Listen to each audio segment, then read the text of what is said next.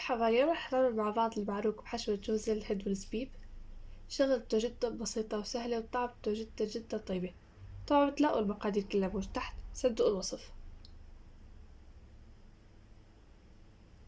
في البداية وأنا بزبدية بدي أحط كوب من الحليب الدافي، رح أحط عليه معلقتين كبار من السكر ومعلقة من الخميرة. حركهم شوي هيك صغيرة مع بعض، بعدين بدي أغطيهم وأتركهم لحتى تتخمر الخميرة. بعد ما تفاعلت هيك صارت بهالشكل، رح أحط عليه بيضة ونص كوب من الزيت.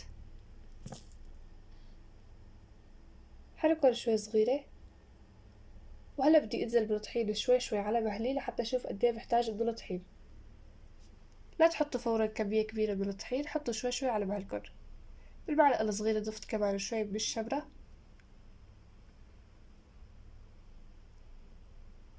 حطيت هون الكوب التاني وهلا بدي اعجن بايدي.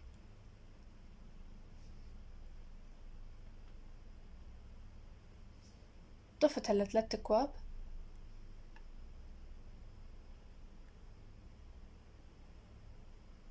ضلت شوي طرية عندي فحطيت كمان نص كوب، يعني انا استخدمت 3 أكواب ونص من الطحين. ولا تحطوا انتو مثل ما قلت فورا الكمية، حطوا شوي شوي على مهلكن لانه كل طحين شكل، وشوفوا قديه بتحتاجوا. حطيت على الدفة بس لحتى اعجنها منيح. لا فرن، إذا لقيتوه بتلزق بإيدكم تروحوا تحطوا عليه طحين، يعني هي شوي بتحتاج عجن منيح، تقريبا بتحتاج 5 دقايق من العجن ورح تصير عندكم عجينة كتير منيحة.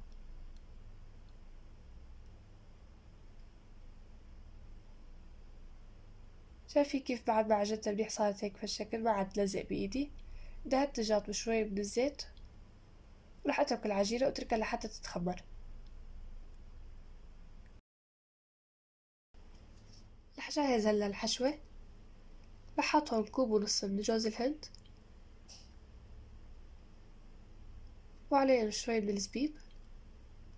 وبتحطوا القطر قد ايه بتحتاجوا لحتى تلاقوها تماسكت معاكن. أنا حطيت هون شوي من العسل المتوفر عندكن.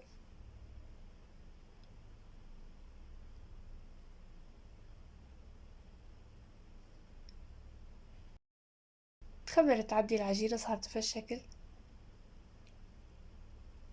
بدي طلع هلا من الهوا، حطها على الدفة.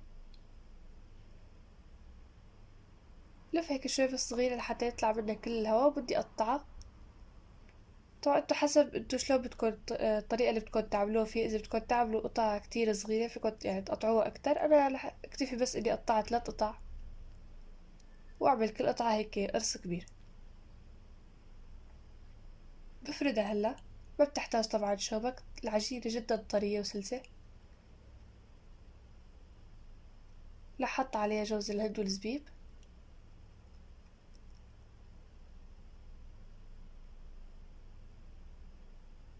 وبحاول سكرها هيك لحتى تصير عندي كرة.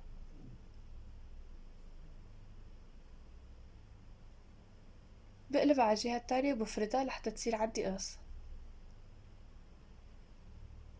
شايفين شغلة قديش سهلة وبسيطة.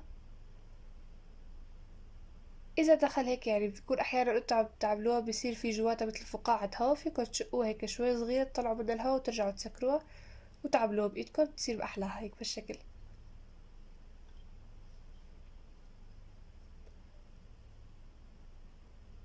دهنت الصاج شوي بالزيت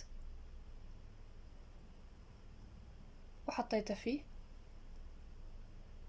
وهلا بتركه مغطيه وبرجع بتركه تقريبا ربع ساعة أو نص ساعة لحتى يرتاحوا.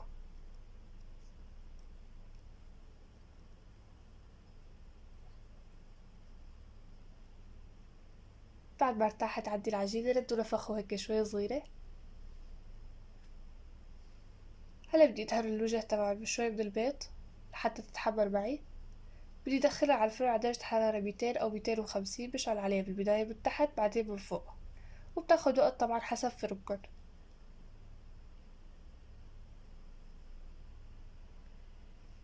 رشيت عليها كمان شوي من السمسم. بعد ما طلعت من الفرن صارت بهالمنظر، شايفين المنظر أحلى. ريحة هلا بتاخد العقل. بتركها شوي لحتى تبرد، بعدين بحطها بطبق التقديم.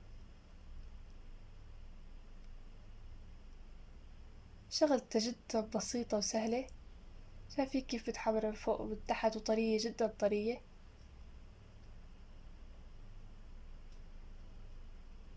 أبدا ما حتعذبكم بالشغل. طعمته بتجنن، بتمنى انكم تجربوها. إذا عجبكم فيديو اليوم لا تنسوا اللايك والاشتراك، بحبكم نشوفكم بالفيديو الجاي.